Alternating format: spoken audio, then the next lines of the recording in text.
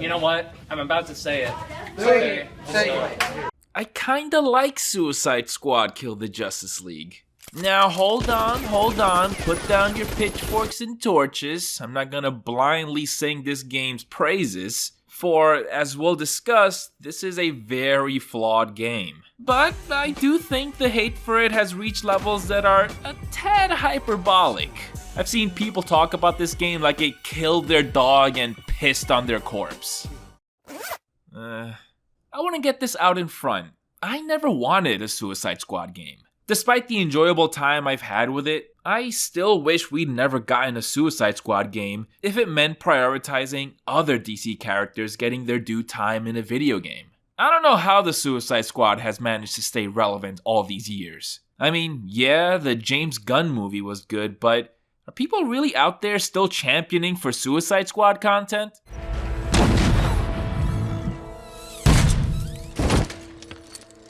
Especially an expensive AAA video game? I think the 2016 movie had a mobile movie tie-in game, and honestly, we could have called it at that. But you know what? If we have to have another comic book live service game to flop so publishers out there can finally take the hint that the majority of us don't want these kinds of video games anymore, I'd rather it be the Suicide Squad than anyone else.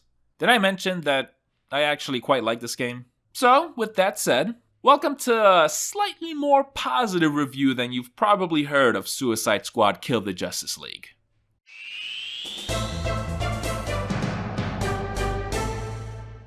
I want to start out by talking about what I think the game does really well, and that's its gameplay.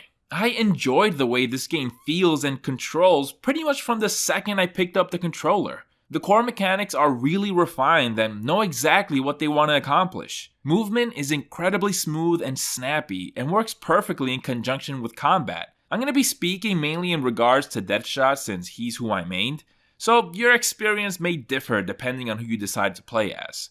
So, piece of advice, main Deadshot, he's fun. Suicide Squad goes in a direction reminiscent of Sunset Overdrive and some elements of Vanquish. Rather than being a cover-based shooter like Uncharted or Gears of War, there's a strong emphasis on stylistic movement and continuous forward momentum. It's all about staying in motion every second as you take on large groups of enemies and avoid taking damage to build up your combo meter, thus allowing you to do more damage and trigger special abilities. And we're talking more than simply sliding, dodge rolling, or vaulting. Each character has a unique traversal ability that allows them to reach massive heights by flying around, scaling up the side of buildings, or zipping around with a Speed Force infused boomerang. When this game was first revealed with a cinematic trailer, it showcased these characters traversing the city in really awesome ways, and I think that's pretty neat that a pre-rendered animated trailer managed to be representative of what gameplay is actually like in the game. You might imagine that such intricate ways of moving in a third-person shooter could potentially feel clunky or have a steep learning curve,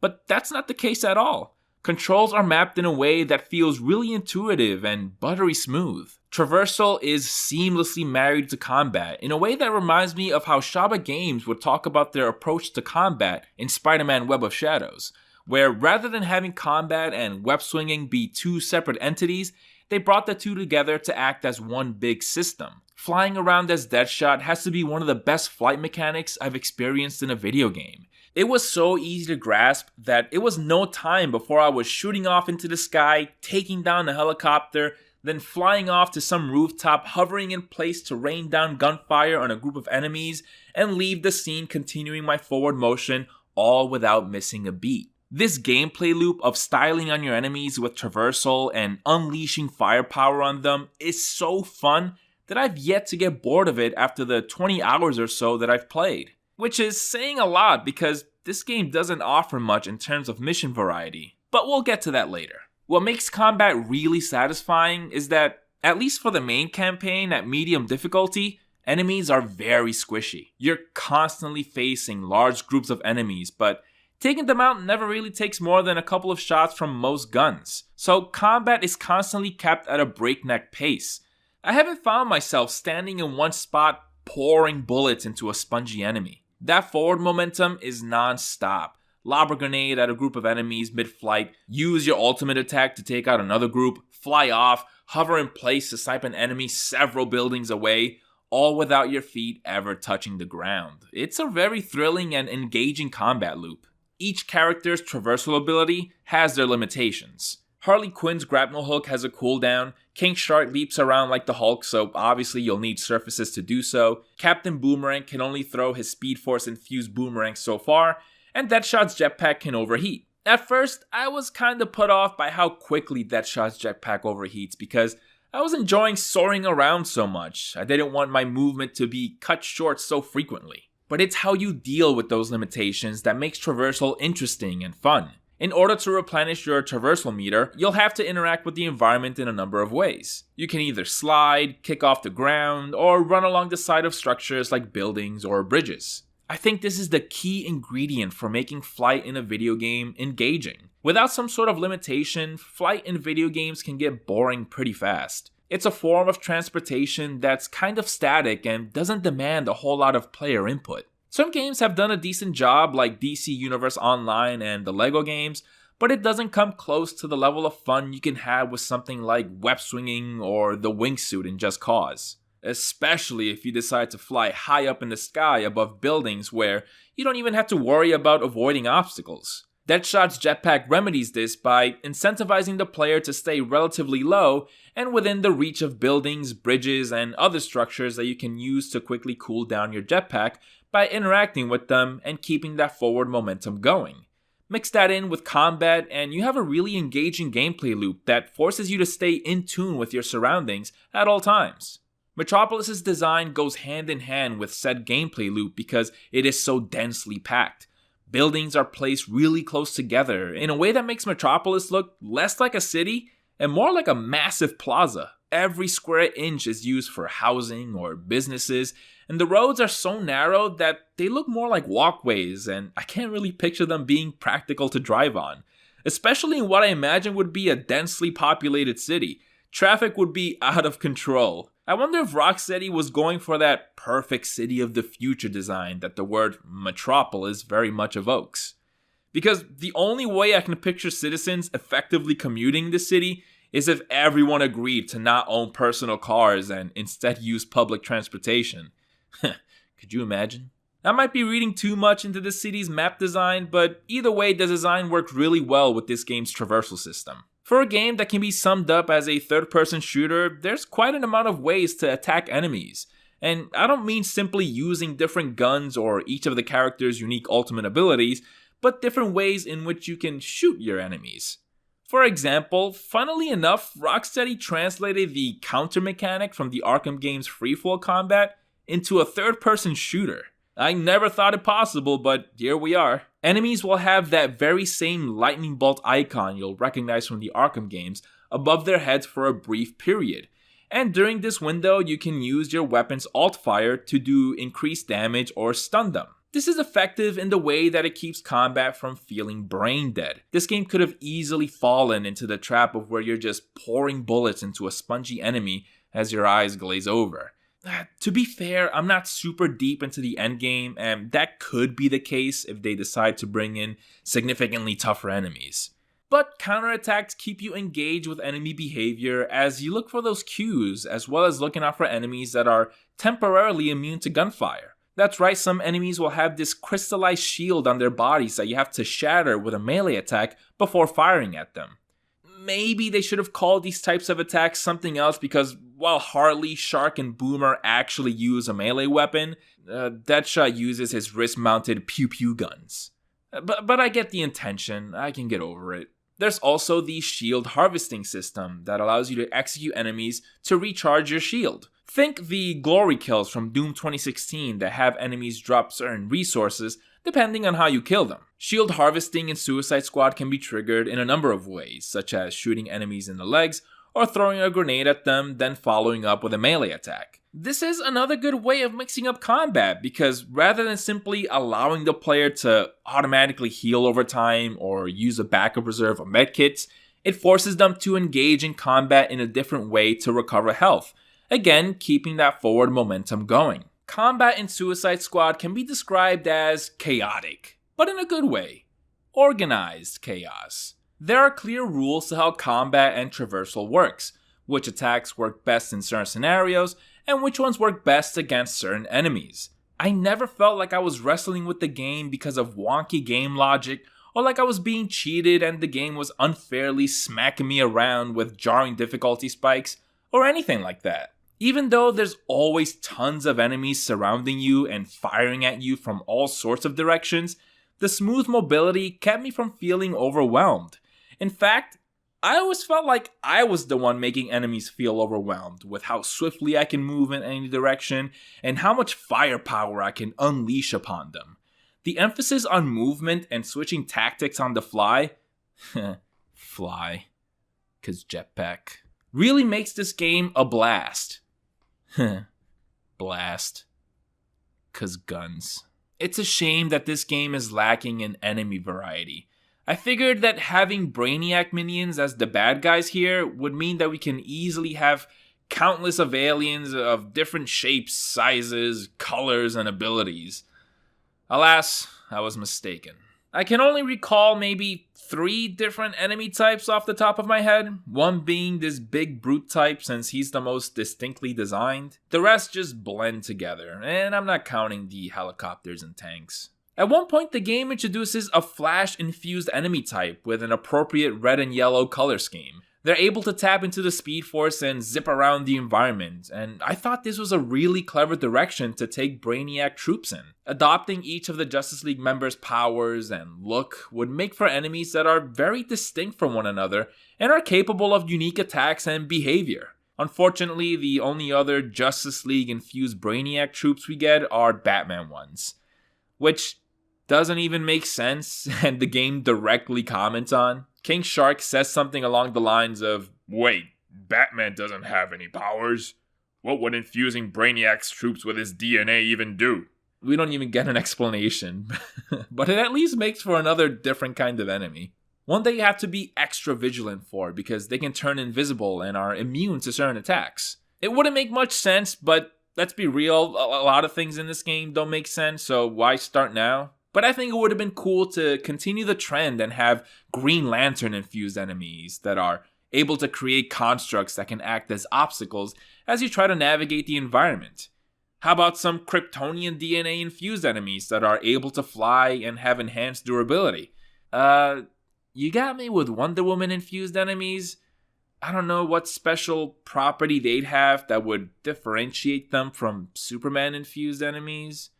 But shit, infuse me with Wonder Woman, you know what I'm saying? Yeah. Oh yeah, and of the tanks and helicopters with big purple zits for weak spots, I've seen a lot of people criticize these for just being very lazy and obvious, but honestly, I kind of vibe with these. I don't mind having a video game ass enemy with big ass dumb obvious weak spots for me to dump bullets into. It nourishes my, what do the kids call it nowadays? My goopy goblin gamer brain. Yeah, that's the good stuff. So, as you can tell by now, I really like this game's combat and traversal. It's tight, polished, and generally feels fantastic. However, the big caveat that holds gameplay back is Suicide Squad's painfully boring mission design. Look, I can agree with the idea that sometimes video games can just unabashedly be video games. Not everything needs to be an immersive cinematic experience like The Last of Us or Red Dead Redemption 2. But man, nothing makes me roll my eyes out of my sockets more than stupid multiplayer style objectives. Like, capture and defend points A, B, and C, or escort the payload. Keep that shit in fucking Overwatch. Does anyone still play Overwatch? This is an unfortunate side effect of the live service syndrome. These games tend to have missions designed in a way that are familiar and easy to wrap your head around, and generic enough that a deep narrative doesn't need to be attached to it. I mean, just take a look at the description for one of these missions.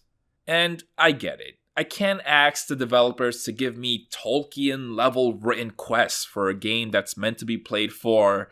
How long do they want us to play these games? 10 years? Yeah, good luck with that. But dude, at least keep it out of the story campaign. And it's not like I need the most intricate and deep mission design put together by the world's top mathematicians to deliver the most balanced and thought-provoking levels I've played in my life.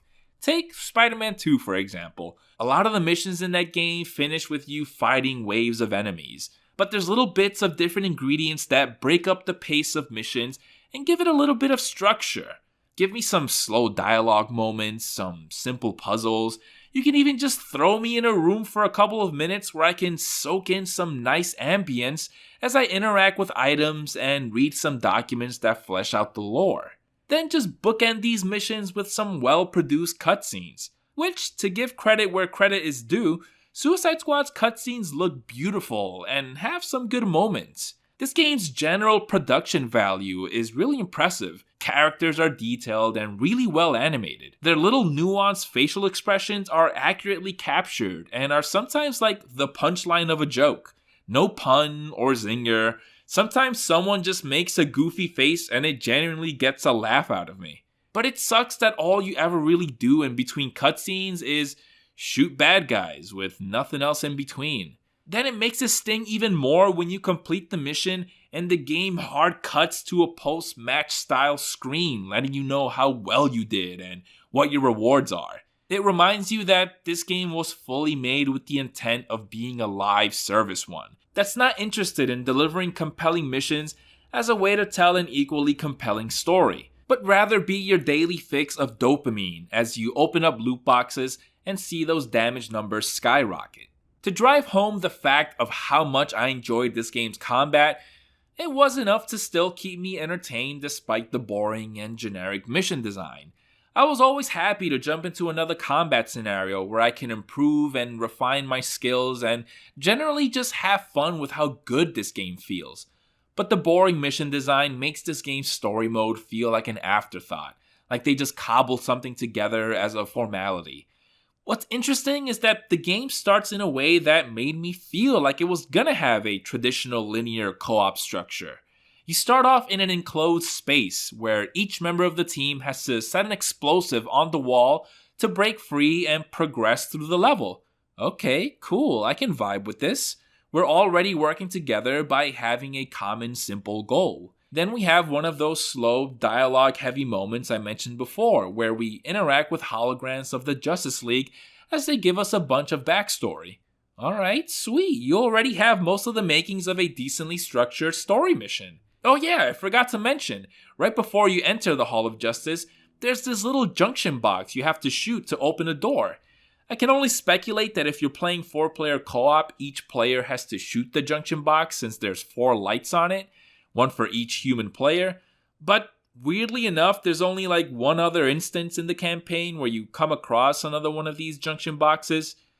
To be clear, I'm not saying that I want to spend the campaign shooting at fucking junction boxes, but I took it as a sign that the story mode can have that linear story-focused structure with different elements like environmental puzzles, a bit of exploration, and slow dialogue moments with combat sprinkled throughout, which would contrast the more open-ended and loose structure of the side missions found in the open world. Sadly, that's not the case. The mission structure throughout the campaign is pretty much copy and pasted throughout. Side missions try to keep things varied and interesting by applying restrictions to combat, like enemies will only take damage from counterattacks, or you can only kill enemies by shield harvesting. This really doesn't work for me because it simply made combat worse. I enjoy combat when it's unrestricted, when I have all the things I can do at my disposal. These restrictions didn't make it more interesting for me. Instead, it just drags out fights and ruins the pacing. I was hoping that this game wouldn't fall victim to the same mission design problems that plagued Marvel's Avengers, but I was really hoping that this game at least delivered some awesome boss fights. After all, Kill the Justice League is a really intriguing tagline. Before the Avengers became a massive pop culture phenomenon, the Justice League was the superhero team, composed of the most iconic superheroes in history. Taking on these titans that have vastly different powers and abilities from one another would surely allow them to have uniquely designed boss fights that are memorable and generally standout moments in superhero video game history. Can you tell I'm getting ready to say something really disappointing? Alright, no, to be fair, I thought 2 of the boss fights were pretty good. 1 was okay, and 2 were just like, seriously, dude? Starting with the ones that were pretty good. I thought the Flash delivered on what I would expect the fight against the Scarlet Speedster to be like in a third-person shooter. Leading up to the boss fight, the squad gets geared up with equipment designed to take on each member of the JL provided by Toyman, who's depicted as a genius and massive Justice League fanboy, thus making him an expert on each hero and well-versed on their weaknesses. I think it's decently explained, but I still can't buy that this particular gang of misfits would be able to take on such a task. Taking on the Flash has you keeping up with him as he zips around the arena, and you have to look for openings to shoot him while he charges up attacks. It's appropriately fast-paced, and eventually he'll start conjuring up Speed Force tornadoes that spin around the arena, which adds an extra level of chaos to the boss fight. The Green Lantern boss fight has you focusing your Yellow Lantern-infused bullets on John's constructs in order to stun him, where you'll then be able to do direct damage. I like this fight because there's a big focus on mobility as you move from platform to platform to avoid getting hit by constructs like missiles, mines, and big sniper rifles. It kind of reminds me of a boss fight you'd find in like Ratchet and Clank or something. Okay, now we're down to the, it's okay tier. The Superman fight is the only one in this tier, and it's mainly because it feels too similar to the Flash fight. The only thing that stops the Superman boss fight from being totally lame is the fact that it was the only one that made me break a sweat. I was downed maybe 2 times, but it just didn't feel like the Herculean task that taking on Superman should be. Fundamentally, a boss fight against Superman in a third-person shooter just doesn't work. At least if you wanted to feel worthy of the feat that is facing Superman. At the end of the day, you're just gonna shoot bullets at him, and that doesn't sound exciting. It would be doable in a third-person action game focused on melee combat, where you can have the 2 characters duke it out and be all cinematic and have the fight take place across multiple environments and God of War. It'd be God of War. Now we're down to the seriously dude tier. The Batman boss fight is so weirdly structured. The mission starts with this painfully slow-paced section of you walking through a fear toxin fumigated Batcave. It's trying to do something like that first-person Joker section from Arkham Knight, where the game suddenly turns into a horror one, with Batman stalking you from the shadows and these creepy statues of him popping up everywhere. But here, it doesn't come anywhere close to how effective it was in Arkham Knight. You're tasked with flipping 3 switches scattered throughout the Batcave to get rid of the fear toxin, and along the way you have a bunch of Batman statues. Every now and then a fear toxin demon Batman will jump out from the statue and just go, "Rah, I'm gonna get ya." You can shoot it before it grabs you, but it doesn't really matter because there's no real penalty to getting grabbed by the demon Batman. It's more of a mild annoyance as you wait for the animation to play out, and it happens so often that it very quickly stops being cute. What really makes the pacing of this section unbearable is that you don't have access to your traversal ability, and your running speed is significantly reduced. You know what? I guess I can't complain. This is like those slower dialogue sections I was asking for earlier. We get a little bit of insight into our character's psyche and what they fear. Yeah, well guess what? If you're playing single player, you have to do this 4 times. 1 for each member of the squad. Perhaps this section plays out better if you have 4 friends to play with, but as someone who played solo, it was a massive slog. To add insult to injury, once it's time to finally face the Bat himself, it's one of these boss fights. The ones where you face a colossal enemy from a suspended platform and they're visible only from the waist up, and they have these slow, easy to read attacks. Come on, man! This is Batman, the guy with all those wonderful toys. You could have incorporated them into the boss fight. Instead, you whittle him down to fucking Blackheart from the PS2 Ghost Rider game. Very early on in the game, there's a set piece that has you tiptoeing through a dark museum as an evil Batman stalks you from the shadows. It was awesome seeing recognizable elements like the explosive gel spray, vent covers, and Batman swooping down from gargoyles from the goon's perspective. It was a perfect piece of fan service for those that have played all these games before.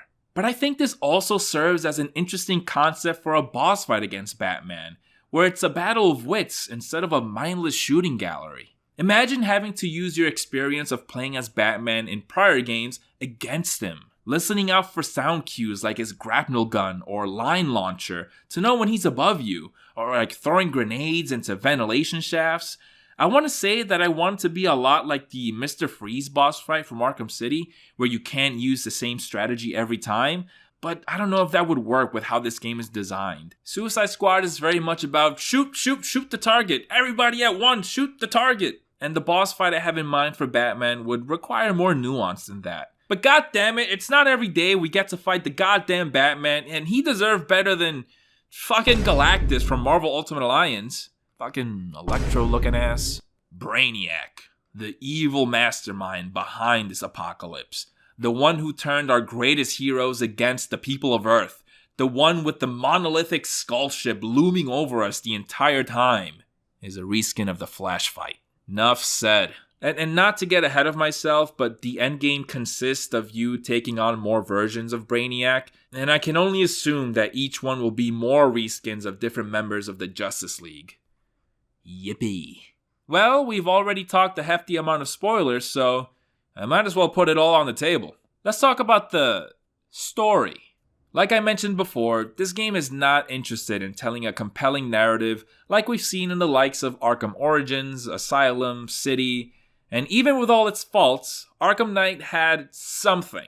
Much like the mission structure, the story here is meant to act more like a frame for the live service nature of this game, rather than having a cohesive through line with a satisfying conclusion. This is evident from the moment you're done with the game's prologue. You're thrust into the thick of Brainiac's invasion with most of the Justice League already under his control. No build-up or setup for what's a massively scaled story premise. I'm sure you'd hate to be reminded, but this is set in the Arkham universe. A series of games that, even though it had fantastical characters like Killer Croc, Clayface, and Solomon Grundy, it was still a relatively grounded approach to the Batman mythos. Not in the elements found in the story, but rather in the style in which they were delivered. I never had a problem buying that we can eventually get introduced to more heightened concepts like other superpowered DC heroes and bigger threats that may not even be from our planet, but getting trucked with all those elements at once here is really jarring. And I can imagine will make replaying Arkham Asylum kind of awkward. Because I won't be able to help standing there and remembering, in a few years from now, the entire Justice League will be here, Brainiac will have launched a full invasion against humanity, and the multiverse will be in full effect. Maybe I should skip out on collecting Riddler trophies this time. Oh man, there's still a thing? Once you're out in the open world, it feels like the game is rushing you to start checking off these missions so they can introduce characters that are not here to support the story or offer interesting subplots, but instead act as vendors, NPCs to buy new guns, mods, and elemental afflictions from. And sure, the missions they offer technically further the plot, but it's always just go collect this doodad or doohickey. By the time you reach the end of the story mode, it feels like you completed an extended tutorial that now gives you access to all the different ways you can customize and refine your gear. I understand that when you reach the end of a main campaign in live service games, that's when the real game begins, the end game, right? What fans of this genre are essentially here for. But the end game is introduced in such a blatant manner that I can't help but laugh at. You're quite literally given a numbered list of things to do before the credits roll. What's frustrating is that sometimes you get little nuggets of well-written moments. I especially really liked Wonder Woman in this game. She's easily the most interesting character in this game because she feels like she's the only one that's taking the gravity of the situation seriously. And not in a way that makes us laugh at her when contrasted against the Suicide Squad, who's constantly cracking wise and dunking on our favorite heroes. I sympathize with her the whole way through. Once again, giving credit to how impressive the animations are in this game, the devastation on her face is heartbreaking as she's forced to turn on her best friends. Zira Fazal, I hope I'm pronouncing that right, gives an incredible performance. Her Wonder Woman is badass, compassionate, and beautiful. In a story where the protagonists are meant to make the audience laugh with just about every sentence that comes out of their mouths, you're gonna have a lot of jokes that miss. But the ones that hit pretty good. Captain Boomerang and King Shark were the highlights, even though Shark is very clearly a Drax ripoff. Deadshot is the straight man of the group, so you're not really gonna get a lot of laughs out of him. And Harley, I've had my fill of Harley Quinn. The best thing I can say about the Suicide Squad story is that it has some good moments. Some clips I'd happily rewatch on TikTok, but nothing I'd care to revisit from start to end. It's ultimately a waste of what is a bold premise. At the very least, I wanted the game to deliver on the promise of killing the Justice League, while having fun with it by bringing in over-the-top violence and memorable boss fights. I'll be honest, I wasn't offended by the idea of killing the Justice League. I can have fun with a wacky, unconventional premise. Very much comparable to Deadpool kills the Marvel Universe. I can take the joke, so to speak. But as I played the game and indeed killed the Justice League, the jokes started to become less and less amusing. It comes back to the fact that this game is set in the Arkham universe, an iteration of the Batman mythos that's highly regarded. It's not perfect, but as a whole, it's a damn good one. To make an apt comparison once again, Deadpool Kills the Marvel Universe is set in a dimension completely separate from the mainline 616, so you can go balls to the wall with killing off our favorite heroes in the most gruesome ways, and I'd say most of us wouldn't bat an eye. I mean, you already have the multiverse as an element in this game. You could have just zapped the team at the very beginning of the game and probably could have solved a lot of the criticism behind this game. But we're finally introduced to the iconic heroes of the greater DC universe and the Arkham universe. And they're depictions that I think are genuinely great. Walking around the Hall of Justice and interacting with the holograms of the Justice League gives us wholesome monologues as the heroes talk about their powers and backstories in an exhibit that's aimed at children. I love how open the Justice League is to the public. Not all of them share their secret identities, but they're still transparent in a way that makes you trust them. Everything here is colorful, golden, and hopeful. It's the perfect contrast to the Arkham game's dark, gritty, and scary atmosphere. Batman is taken in a new and interesting direction that I think is a great evolution for the character. The ending of Arkham Knight was a bit ambiguous, so fans put together their own theories as to how the legend of the Bat continues. Is it a protege? Is it residual fear toxin in the city making criminals hallucinate? Is Bruce Wayne just continuing to be Batman anyway? Here, we're told that Bruce Wayne was simply inspired by the Justice League to come back to the light and now continues his work with his identity being public and as part of a team. I love that. So, as we kill each member of the Justice League, it just feels so anticlimactic for this to be the fate of these long-awaited characters. And I'm not going to use Kevin Conroy's passing as a way to bolster the criticism this game has been receiving. That's just gross. Oh man, I can't believe this is Kevin Conroy's last performance as Batman. First of all, it's not. And second, are we really going to let this overwrite what he's done in the past? Is Suicide Squad Kill the Justice League gonna supersede all of the incredible performances he gave us? When I think Kevin Conroy, I'm not gonna think, oh man, but Suicide Squad. No, I'm gonna think of Batman the Animated Series, Justice League Unlimited, and the countless animated movies. I'm gonna think Kevin Conroy is and forever will be Batman, no matter what his last performance was. And who's to say that maybe he had fun playing an evil version of Batman, something different for him to do. Anyway, the game does feel mean-spirited in a way that wasn't amusing. The Justice League aren't killed off in a way that we can laugh at like we would see in Mortal Kombat. It's done gruesomely, but in the wrong way. There's something so off-putting about how they unceremoniously go out. Had this been an Elseworld story with a poppy and stylized art style where you can have these Family Guy or South Park style kills with decapitations and dismemberment, I think it would have been received more positively and could have been taken as, oh, we're just having fun, this is just junk food. Quick editor's note, and once again, spoiler alert for future content of Suicide Squad Kill the Justice League. There's been a bunch of data mining, I guess, and leaks of dialogue from future seasons of Suicide Squad, and they hint at the Justice League being alive. And I don't know how I feel about that, because on one hand, it takes away from the bold premise of, Suicide Squad killed the Justice League if you're not really doing that. But on the other, I'm kind of bummed out that Rocksteady wasn't able to tell the story the way intended with these leaks going around.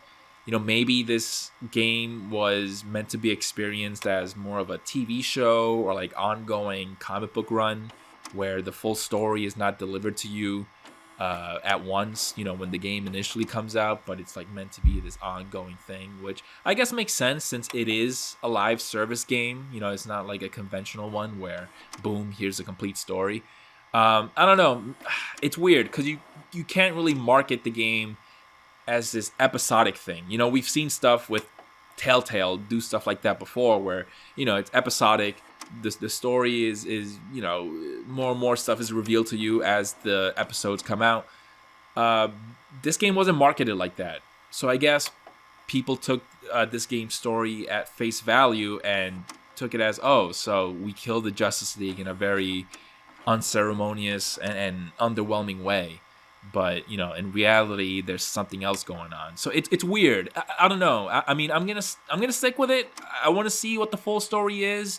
It's hard to avoid spoilers, but I just kind of wanted to, do a little quick note on that because I just finished talking about this game's story and how the Justice League are killed off in a kind of way. So anyway, back to the video. When I started this channel, I did it with the intention of sharing my passion for superhero video games.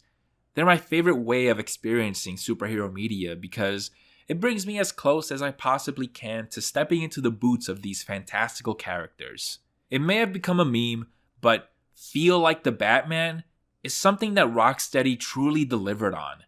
I felt the rush of web swinging through New York City, the power fantasy of tearing a tank in half, and I was sure that by now I could have expressed the same sentiment about The Flash, Wonder Woman, Green Lantern, and friggin' Superman. Seriously, James Gunn, get on it.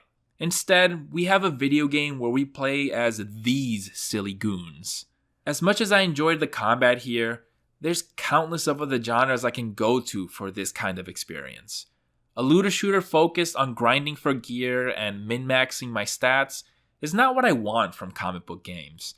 Guardians of the Galaxy, the team Suicide Squad has been trying to capitalize on for the last 8 years, has a game where you also play as a shooty guy. But at least that game lets you experience what it's like to be the leader of a dysfunctional family. But most importantly, it has a lot of heart. Suicide Squad replaces that aspect with cruelty, and V-Bucks, and skins. But you know what? Maybe this game does indeed make you feel like the Suicide Squad. Because coming out with another one of these after the failure that was Marvel's Avengers and Gotham Knights truly is a suicide mission.